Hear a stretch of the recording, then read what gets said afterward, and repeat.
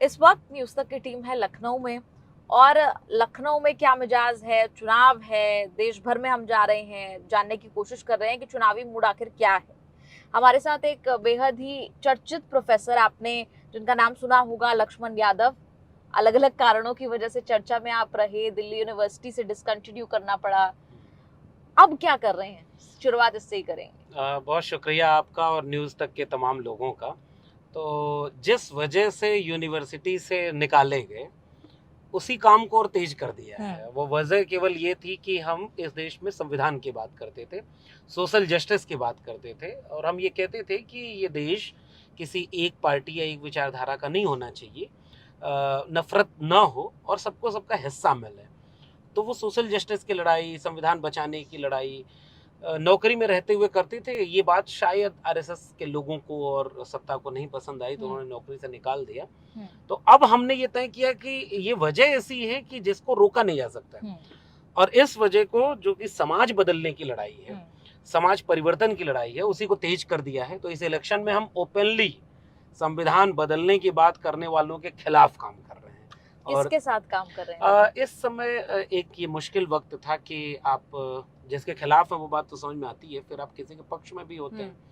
तो पक्ष में न्यूनतम सहमति पर अधिकतम एकता वाला वक्त है। तो हमने ये देखा कि जो इंडिया अलायंस बना हुआ है, इसकी मुद्दे, चाहे वो युवाओं के मुद्दे हो, महंगाई, बेरोजगारी, अग्निवीर, किसानों का कर्जा माफ, एमएसपी की गारंटी, 30 लाख नौकरी, पेपर लीक को रोकना, और उसके बाद फिर जाति जनगणना कराना, संविधान बचाना। जब ये मुद्दे हमने देखा कि इंडिया अलायंस के लोगों के पास हैं, तो हम मुद्दों के आधार पर तो नेचुरली उनके साथ खड़े होंगे। तो हमने ओपनली फिर इंडिया अलायंस के लोगों के साथ कैंपेन करना शुरू किया कि संविधान बचाने के लिए और जनता के मुद्दों पर इस चुनाव को लड़ा जाए। समाजवादी पार्टी से जुड़े हुए हैं फिलहाल? मैं अभी आज की तारीख में किसी पार्टी का मेंबर नहीं हूँ। ये रिश्ता जो है वो वैचारिक रिश्ता है। समाजवादी पार्टी आज की तारीख में उत्तर प्रदेश का सबसे प्रमुख विपक्षी दल है। समाजवादी पार्टी के नेता अखिलेश यादव ने पिछले दिनों लगातार कई वर्षों से अपनी राजनीति में जो बुनियादी उसूल बदले हैं, वो समाजवाद को बहुत करीब ले जाता है कि पीडीए की बात करना, यानी पिछड़ा दलित अल्पसंख्यक की बात करना, जाति जनगणना की बात करना, और बाबा साहब अम्बेडकर और डॉक्टर राम मनोहर लोहिया के विचार को एक करके एक समाजवादी दुनिया बनाने का ख्वाब। तो इसने मुझे आकर्षित किया कि हाँ, ये वो दल है जिसके साथ जुड़ करके काम किया जा सकता है, बशर्ते कि आज तक मैं उसका मेंबर नहीं हूँ, लेकिन विचारधारा से हमारा एक रिश्ता बना हुआ है। कांग्रेस पार्टी के लोग हैं, आज की तारीख में कांग्रेस पार्टी न्याय और संविधान की बात करती है, तो हमारा एक नेचुरल अलायंस बना हुआ है। उस मुद्दे का अलायंस, इस विचारधारा के अलायंस के साथ हम खड़े हैं। कैंपेन में आप जगह जगह जा रहे हैं, अखिलेश यादव के साथ भी मुझे लगता है मन साझा कर रहे हैं, बात हुई है कभी उनसे? हाँ, बात होती रहती है। अब उनके मंच पर भी बात तो यही हुई, शुरुआत यहीं से हुई। मैं नौकरी से निकाला गया, बहुत सारे लोग देश भर में मेरा क्या समर्थन कहा किया। था तब उन्होंने, कुछ कहा? उसी समय जब मैं आया, हालांकि नौकरी में जब था तब भी मैं एक आइडियोलॉजिकल रिश्ता बन चुका था। यानी मैं जब नौकरी में था तो समाजवादी पार्टी प्रशिक्षण शिविर चलाती थी, तो उसमें चाहे वो मंडल कमीशन का मसला हो, संविधान का हो, भारत का संविधान, फिर जाति जनगणना का सवाल हो, मैं उसमें अपनी बात रखने के लिए पहले भी आता रहा, और एक रिश्ता वैचारिक बना हुआ था। नौकरी जाने के बाद फिर जब मैं मिलने गया तो उन्होंने कहा, जाओ अब भाई, अब तुम्हें ऐसे लोगों को नौकरी बीजेपी आरएसएस नहीं देना चाहती जो आंख में आंख डाल करके सच बोलते हो। तो उन्होंने कहा कि अब आपके पास फैसला करने का वक्त है। मैंने कहा, देखिए, नौकरी किसी गुलामी करके तो लेना ठीक नहीं है। अब हम जो काम कर रहे थे उस काम को आगे बढ़ाएंगे। उन्होंने कहा, फिर हम आपके साथ पूरी तरह खड़े हैं। तो वो एक रिश्ता बना हुआ है। उस रिश्ते के चलते जब चुनाव आया, उसके पहले कुछ लिखने पढ़ने का काम, उस विचारधारा को मजबूत करने का काम। चुनाव आया तो चुनाव एक ऐसा लोकतंत्र का ऐसा पर्व होता है जिसमें आपको पक्ष चुनना होता है। निष्पक्ष और तटस्थ होना जैसे कुछ नहीं होता। आप अगर निष्पक्ष हैं, तटस्थ हैं, तो आप सत्ता के साथ हैं। आप अगर सत्ता के खिलाफ हैं तो आपके किसी के पक्ष में होना होता है। तो हमने फिर तय किया कि हम खुल करके संविधान बचाने वालों के साथ खड़े होंगे। तो उसमें उनके साथ भी रैलियां हुई, कई रैलियां हमने उनके मंच पर साझा की। फिर उसके बाद हमने ये जो पीडीए की बात है, संविधान की बात है, इसे गाँव गाँव ले जाने के लिए पहले फेज से लगभग 5वां फेज आ गया है, ग्राउंड में है। आज संयोग ऐसा है कि हमारी आपकी मुलाकात लखनऊ में हो रही है, क्योंकि कल ही मैं लखनऊ आया और अभी तुरंत फिर मैं पूर्वांचल की तरफ जा रहा हूँ। तो आपने अखिलेश यादव के बारे में बताया, उन्होंने कभी कहा नहीं कि कैंपेन वैम्पिंग कर रहे हो, आ ही जाओ पार्टी में? अ, ठीक बात है। कहा कि नहीं? कहा था उन्होंने और कहा है, हमने भी कहा कि रिश्ता तो ऑलरेडी बना हुआ है। एक ये विचारधारा का रिश्ता है, तो ये रिश्ता बना हुआ है। अब पार्टी के साथ काम कर ही रहे हैं तो पार्टी के साथ है, खुल करके है, इसमें कोई लाग लपेट नहीं है। अब अभी तक जितने लोगों के यहाँ हम कैंपेन करने गए वो सारे पार्टी के लोग थे। इवन इंडिया अलायंस में कांग्रेस पार्टी के लिए भी हमने कैंपेन किया। यूपी में आप एक सीट पाएंगे भदोही, जिसमें तृणमूल कांग्रेस के कैंडिडेट हैं, इंडिया अलायंस के लोग हैं, तो खुल करके उन्हीं के साथ हैं, इसमें कुछ लाग लपेट तो है नहीं। और एक चीज और खुलकर हो रही है, जाहिर सी बात है, गठबंधन में है सपा कांग्रेस पार्टी। हम जहां जहां जा रहे हैं, सपा के कार्यकर्ता भारी संख्या में आ रहे हैं, भले ही कांग्रेस का उम्मीदवार वहां से लड़ रहा हो चुनाव।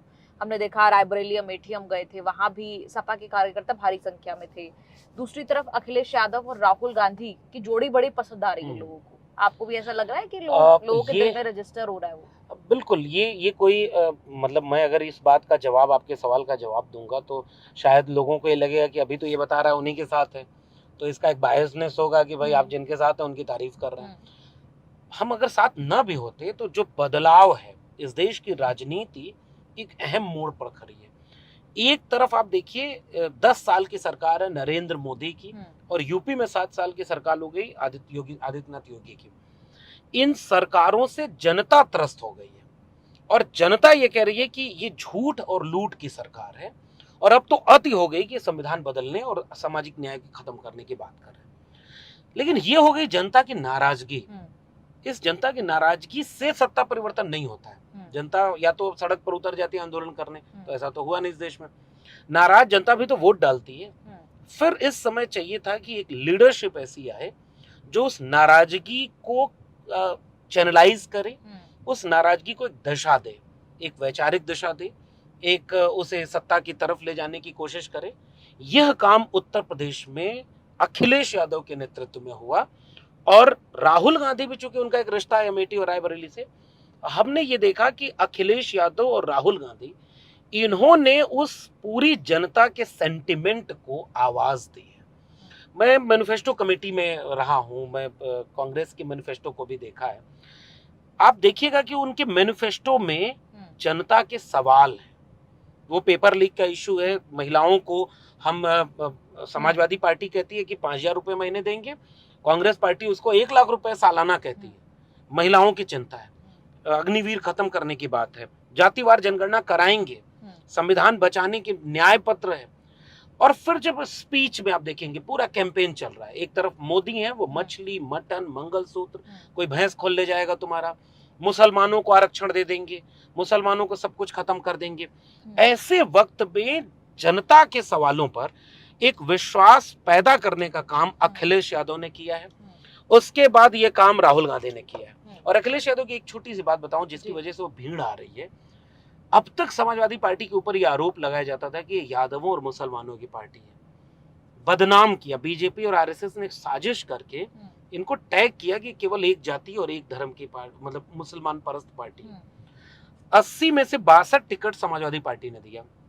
62 टिकट में केवल 4 या 5 यादव हैं, 4 टिकट मुसलमान, और बाकी टिकट 10 कुर्मी दिया है, 7 कोयरी दिया है, 7 पासी दिया है, 6 निषाद दिया है, 3 जो है कश्यप दिया है, 3 मल्लाह, जाटव सीटें दलितों को रिप्रेजेंटेशन। मेरठ और अयोध्या यानी फैजाबाद 2 सीट ऐसी है जिसमें सामान्य सीट पर दलित कैंडिडेट दिया। पीडीए इसलिए उनका केवल भाषण में नहीं है, पीडीए जमीन पर देखा। ये वो 2 वजहें मैं देखता हूं, जनता के मुद्दों को चैनलाइज करना अपने मुद्दों, अपने मैनिफेस्टो में, अपने भाषण में, और दूसरा उनको रिप्रेजेंटेशन देना। इससे यूपी का माहौल बदल गया है।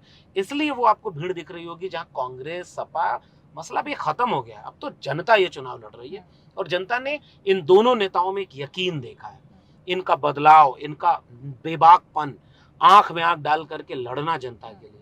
वो राहुल और अखिलेश की जोड़ी ने उत्तर प्रदेश की माहौल की फिजा बदल दी है। और मैं अप्रत्याशित बात न कहूं तो 4 जून को उत्तर प्रदेश पूरे देश के लोगों को बेचैन करने वाला है। जी। अच्छा, आपने मैनिफेस्टो का जिक्र किया, हमने भी बात की कि सपा के कार्यकर्ता बहुत दिखाई दे रहे हैं हर रैली में उत्तर प्रदेश में। लेकिन आपको लगता है कि ये जो मैनिफेस्टो में ये रोजगार को लेकर बात हुई या अग्निपथ को लेकर बात हुई, युवाओं से जुड़े मुद्दों के बारे में बात हुई, ये क्या चर्चा सिर्फ सड़कों तक सीमित है या ये वोटों में भी बदलेगी? ये एक बहुत बड़ा फैक्टर है, क्योंकि हम जब जा रहे हैं लोगों के बीच तो वोटर्स साइलेंट भी नजर आ रहे हैं वहां पर, तो गेज कर पाना बहुत मुश्किल हो रहा है। ये बात आपकी बिल्कुल ठीक है। मैं भी लगातार चुनाव में लोगों के बीच हूँ। मैंने भी ये महसूस किया कि ये पहले चरण से ये चुनाव बहुत खामोश रहा। दूसरे चरण में आते आते वो जो नारा था, जो संसद भवन में खड़े होकर के एक अकेला सब पर भारी है, उसके बाद जैसे राम मंदिर उद्घाटन हुआ 26 जनवरी तक जाते जाते बीजेपी को समझ में आ गया कि फेल है मामला। जिसको मंदिर के नाम पर वोट देना था वो ऑलरेडी बीजेपी को दे चुका था। अब बीजेपी ने 400 पार का नारा दिया, और जैसे ही 400 पार का नारा दिया उन्हीं के लोगों ने कहा कि संविधान बदलने की जरूरत है, इसलिए 400 सीटें चाहिए। यह बात जनता तक पहुंच गई, और मैं ये बात गारंटी और दावे से कह सकता हूं कि आज की तारीख में पहले दूसरे चरण से ही ये देश का चुनाव संविधान बचाने का चुनाव बन गया। और जैसे ही ये बात आई कि ये संविधान बदल देंगे, इस बात को अखिलेश यादव या राहुल गांधी, इन दोनों बड़े नेताओं ने क्लियर कट मैसेज के साथ कहा कि संविधान क्यों बदलना है? क्योंकि आरक्षण खत्म करना है। संविधान क्यों बदलना है? क्योंकि दलित, पिछड़े, आदिवासियों को हक अधिकार जो न्याय मिला था उसको छीन लेना चाहती है। दूसरे चरण से ही उनकी भाषा बदल गई, वो 400 पार नहीं कह रहे। फिर वो क्या कहे कि अरे भाई ये संपत्ति बांट के मुसलमानों को दे देंगे, यानी चुनाव को हिंदू मुसलमान कर दिया जाए। पांचवें चरण तक आते आते यूपी में नरेंद्र मोदी जैसे प्रधानमंत्री, जो कि 10 साल प्रधानमंत्री रहे हैं, सबके प्रधानमंत्री हैं, प्रधानमंत्री के पद पर बैठे शख्स को यह बोलना पड़ा कि कांग्रेस और सपा वाले अगर आ गए तो राम मंदिर पर ताला लगा देंगे। जबकि अखिलेश यादव हो या राहुल गांधी हो, एक लफ्ज भी उन्होंने मंदिर पर नहीं बोला, वो जनता के मुद्दों पर बात कर रहे हैं। ये बीजेपी की बौखलाहट बताती है कि जो मैसेज देना था संविधान बचाने का, ये मैसेज जनता तक जा चुका है। अच्छा, जो आपने संविधान की बात कही या जो आरक्षण की बात कही, उस पर अमित शाह का ये कहना है कि अगर ऐसा होता, हम 10 साल सरकार में थे, हम कर देते अगर करना होता तो, लेकिन ऐसी मंशा नहीं है। वो कह रहे हैं नहीं, मंशा है, और ऑलरेडी उन्होंने बहुत कुछ कर भी दिया है। इतने संत और महात्मा फकीर लोग नहीं है ये। इतनी मासूमी से जब वो टीवी इंटरव्यू में बैठते हैं तो प्रधानमंत्री भी बोलते हैं मैं भी हिंदू मुसलमान नहीं करता। 24 घंटे नहीं बीता है और अगली रैली में जाकर के वही प्रधानमंत्री कहते हैं कि देखो भैया, ये सारा मुसलमानों को 15% लोगों को, बयान है प्रधानमंत्री का कि 85% लोगों की चीजें 15% मुसलमानों को दे देंगे। तो उसके पहले वाले बयान तो अनगिनत बयान है, कपड़े से पहचानना, घुसपैठिए, ज्यादा बच्चे पैदा करें, ये प्रधानमंत्री की भाषा है। अमित शाह कहते हैं कि संविधान नहीं बदलना। क्या छोड़ा है आपने संविधान में? वो बाबा साहब के जो संविधान है वो इतना कमजोर होता है तो कब तक ये खत्म कर चुके होते। सीजेआई से लेकर के चीफ इलेक्शन कमीशन की नियुक्ति क्या होगी, प्राइवेटाइजेशन से रिजर्वेशन खत्म हो रहा है, कौन सी संवैधानिक संस्था ऐसी बची हुई है जिसका वह स्टेटस बचा हुआ है जो बाबा साहब के संविधान में था। सारी चीजें तो ये बदल रहे हैं, और जैसे ही संविधान कमजोर होगा उसमें यूएपीए से लेकर के तमाम ऐसे प्रावधान ऑलरेडी लाए जा चुके हैं जिन पर आतंकवादियों को जेल में होना चाहिए था, उस पर पत्रकार जेल में है, उस पर प्रोफेसर जेल में है, उस पर सोशल एक्टिविस्ट जेल में है। अगर ये सरकार आई तो ये उसी काम को जो ऑलरेडी वो कर रहे थे 10 साल में, वो सारा काम बढ़ा करके संविधान को बदल देंगे। तो सफाई देना, तो सफाई तो वो देता है जिसके मन में चोर होता है। अगर आपको संविधान नहीं बदलना तो आपको इस मुद्दे पर आना ही नहीं था। ये तो विपक्ष की कामयाबी है कि वो आपको अपने मुद्दे पर ले आया। इसका मतलब ये कि प्रधानमंत्री नरेंद्र मोदी जो सरकार चला रहे थे वो सरकार दलित विरोधी, पिछड़ा विरोधी, आदिवासी विरोधी साबित हो गई।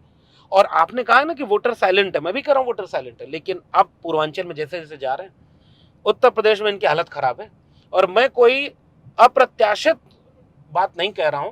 4 जून को हम भविष्यवाणी तो नहीं करेंगे, पर्चा बनाने वाले बाबा तो हम हैं नहीं, लेकिन मेरा यकीन ये कहता है कि अगर बीजेपी बेईमानी न करे तो बीजेपी 50 सीटों से अंदर है यूपी में। 30 से ज्यादा सीटें यूपी में गठबंधन जीतने जा रहा है। वो तो 80 में से 80 कह रहे हैं। कौन? भाजपा वाले तो कहते हैं, भाजपा तो 400 पार कह रहे हैं। भाजपा 400 पार आएगी कहां से?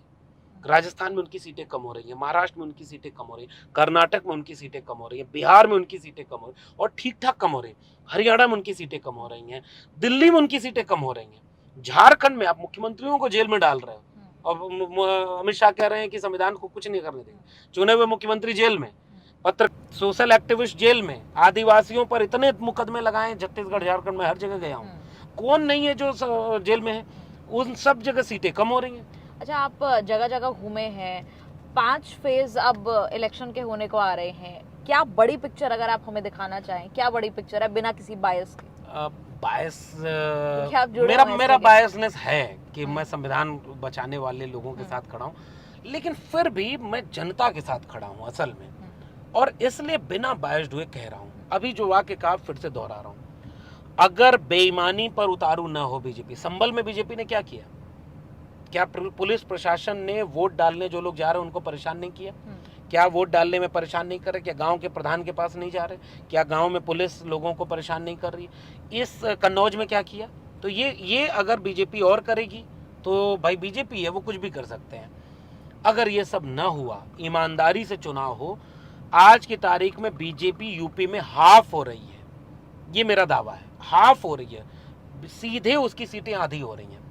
लेकिन चुनाव परिणाम जब आएगा तब हम देखेंगे, क्योंकि यह चुनाव जनता का चुनाव बन गया।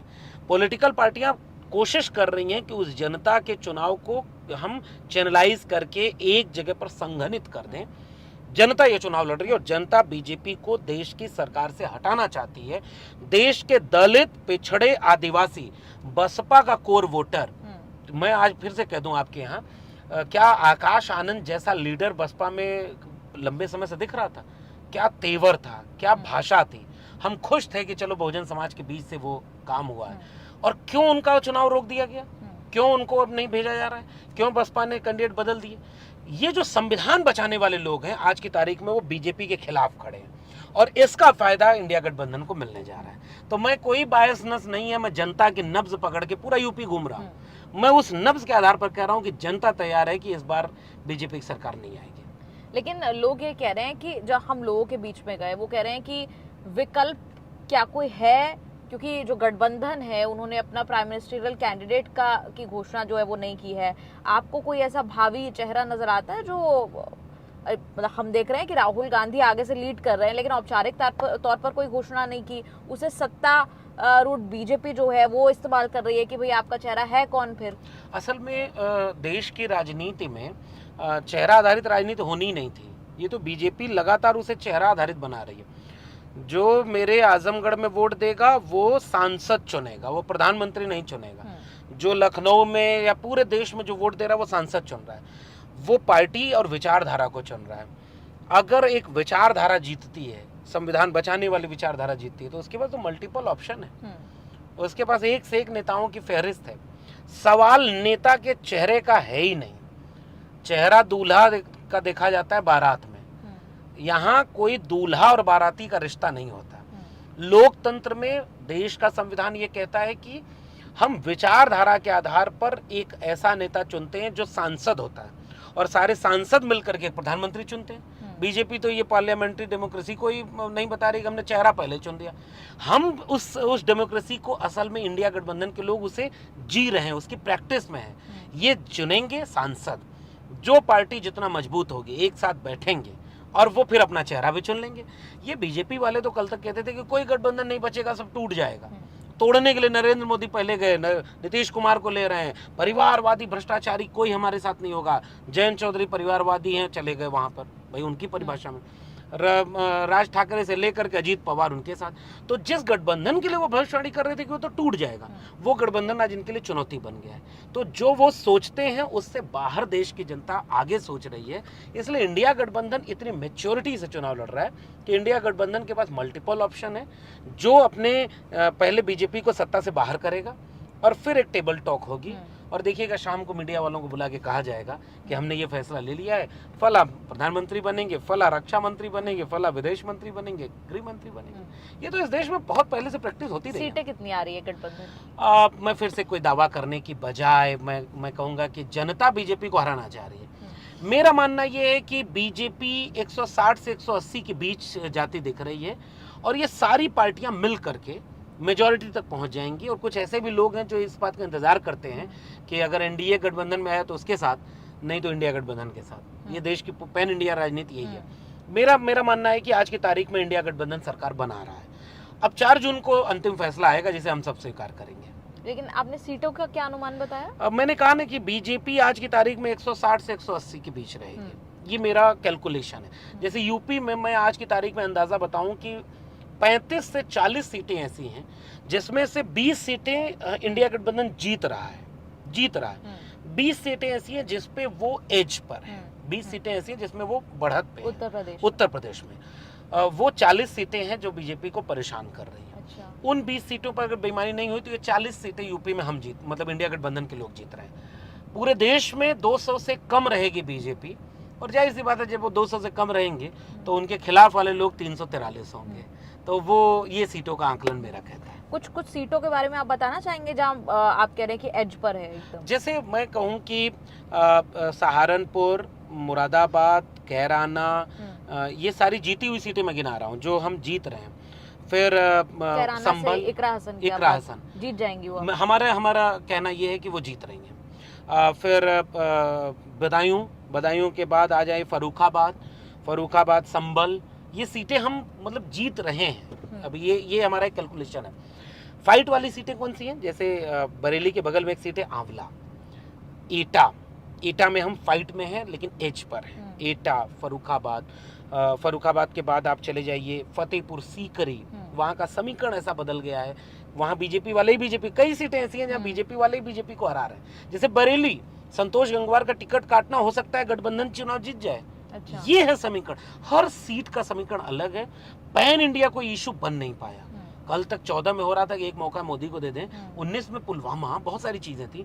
इस बार पैन इंडिया इशू नहीं है, लोकल इशू है, इसलिए हम ये सीटें गिन रहे हैं। जैसे जैसे आप आगे बढ़ेंगे, मैनपुरी, बदायूं के बाद आप कानपुर की सीट पर फाइट है। आप जैसे लखनऊ आ रहे हैं तो लखनऊ की सीट पर चलो बीजेपी एज पर है, हम इसको नहीं कहेंगे राजनाथ सिंह हार रहे हैं, लेकिन मोहनलालगंज में बीजेपी मुश्किल में है। अच्छा। आप रायबरेली आप जीतने के लिए राहुल गांधी को कह रहे हैं जीत सकते हैं, लेकिन अमेठी क्या स्मृति ईरानी जीत जाएंगी, कोई दावा नहीं है। अमेठी में लड़ाई हो गई है और समीकरण बदल गए। ऐसे ही जब आगे बढ़ेंगे तो गोंडा की सीट, गोंडा में जो प्रत्याशी है वहाँ का लोकल समीकरण, अखिलेश यादव जी ने जो पीडीए दिया है ना, ये पीडीए चुनाव जितवा रहा है हमें। गोंडा में श्रेया वर्मा की सीट है, बस्ती में आप चले जाइए, डुमरियागंज में चले जाइए, फिर उधर आगे बढ़ते जाइए। हम गोरखपुर नहीं जोड़ रहे हैं, हम कह रहे हैं आजमगढ़ जीत रहे हैं तो लालगंज, गाजीपुर, ये सीटें हम ऑलरेडी जीत रहे हैं। रॉबर्ट्सगंज तक में टिकट ऐसा दिया गया है कि वहां पर लड़ाई बदल गई। इधर आ जाइए, फूलपुर हम जीत रहे हैं, इलाहाबाद हम जीत रहे हैं। ये वो सीटें हैं जिसमें से अब कुछ सीटें ऐसी हैं जो आप 20-25 हजार की मार्जिन है। हमें डर यही है कि 20-25 हजार की मार्जिन वाली सीटों पर बीजेपी है, वो कुछ भी कर सकती है। तो हमारा दावा ये है कि हम 40 सीटों पर बढ़त बनाए हुए हैं, लेकिन बीजेपी है भाई, सजग रहना होगा, आखिरी दिन तक सजग रहना होगा, वोट की गिनती तक सजग रहना होगा। अगर ये सब हो गया तो बीजेपी ये इस समीकरण से चुनाव का। रायबरेली अमेठी की थोड़ी बात करेंगे। अब तक जो माहौल आपने सुना है, देखा है वहाँ के बारे में, रायबरेली पहले क्या लग रहा है, वहाँ क्या माहौल? मेरा मानना है कि रायबरेली एक कुछ चीजें होती है ना पॉलिटिक्स में, इमोशन की होती हैं।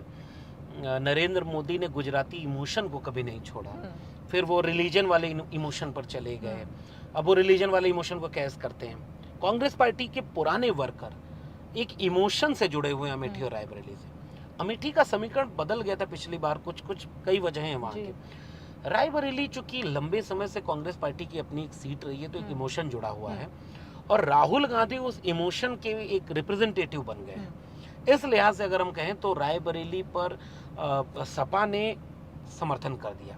बीजेपी ने खेल क्या किया? हाँ जी, बीजेपी ने खेल क्या किया कि सपा का जो एक मुख्य सचेतक, अखिलेश यादव से कहते हैं वो हमारा चेतक था, जो आरएसएस में जाता था, वहां की खबरें ला के देता था, इनको बीजेपी तोड़ ले गई। जब तक वो सपा में तब तक वो भ्रष्टाचारी है, परिवारवादी है, गायत्री प्रजापति परिवारवादी है, और जब बीजेपी का साथ चले गए तो ये बीजेपी ने काम किया अमेठी और रायबरेली को लेकर। यहाँ के नेताओं को तोड़ कर ले गए और कई नेताओं को वहाँ चुनाव हराने के लिए रायबरेली में कोशिश। मनोज पांडे के बारे में? मनोज पांडे, जाहिर सी बात है, सब लोग जान रहे हैं, इतना आलीशान घर है कि वो उस पर अगर जांच हो जाए, यहीं के एक अधिकारी है, उन्होंने एक एप्लीकेशन दे दिया है।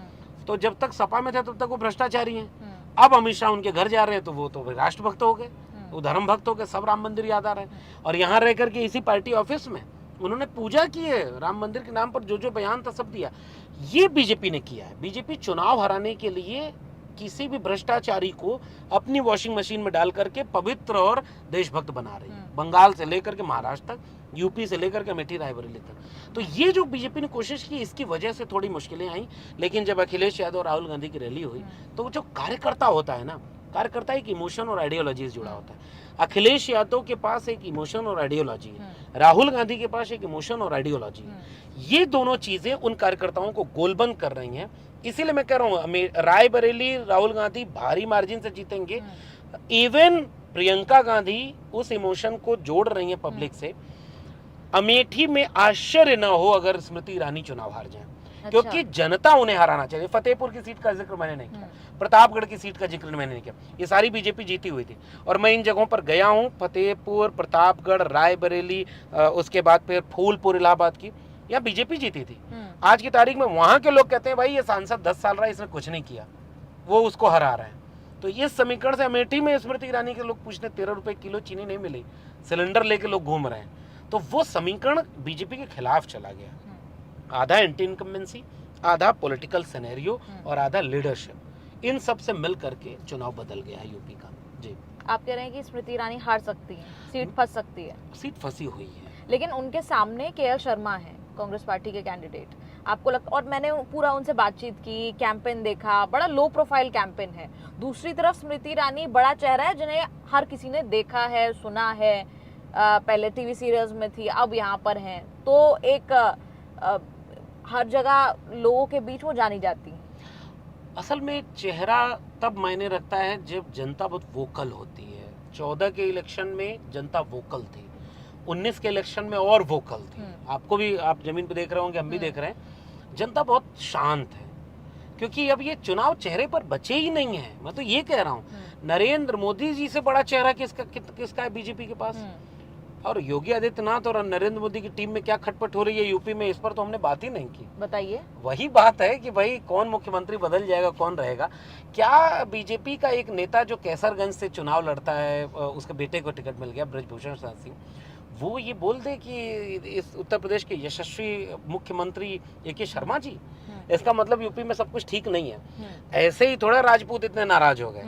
इस राजपूतों को नाराज करने में यहाँ के राजपूत मुख्यमंत्री की बड़ी भूमिका है, क्योंकि उनको भी लगता है कि अगर ये जीत गए दिल्ली में तो उस मुख्यमंत्री से हटा देंगे, कहीं हमारा भी रमन सिंह और शिवराज सिंह चौहान और खट्टर न हो जाए। ये समीकरण बीजेपी के अंदर चल रहा है। सबसे बड़ा फेस वैल्यू होती थी नरेंद्र मोदी की, वो फेस बहुत तेजी से अपना भरोसा खो दिया जनता का। तो वो जो जनता का भरोसा खोया है ना, जनता चुनाव लड़ रही है, क्योंकि अब उस फेस के पास कुछ गिनाने को नहीं बचा है ना। इसलिए मैं कह रहा हूँ कि यूपी की पॉलिटिक्स बदल गई है साहब। अखिलेश यादव और राहुल गांधी केवल चेहरा नहीं है, जनता के रिप्रेजेंटेटिव बन गए हैं। मोदी जी केवल चेहरा बन रहे हैं, स्मृति ईरानी केवल चेहरा है।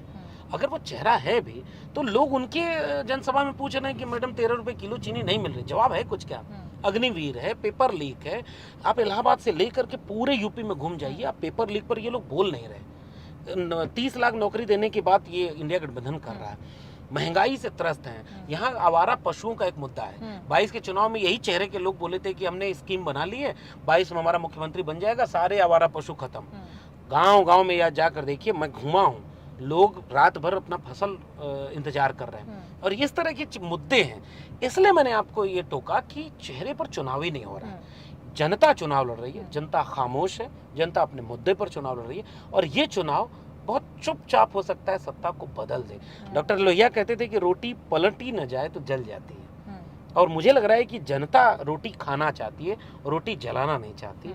नेता रोटी जलाना चाहते हैं, तो इसलिए रोटी पलट रही है। मैं रोटी को पलटता हुआ देख रहा हूँ, पलटता हुआ देख रहे हैं। बहुत बहुत शुक्रिया लक्ष्मण जी न्यूज़ तक से बात करने के लिए। बहुत चर्चा हमने की खासतौर पर उत्तर प्रदेश को लेकर। आप लोगों का इस पर क्या कहना है, आप कमेंट्स में लिखकर जरूर बताएं।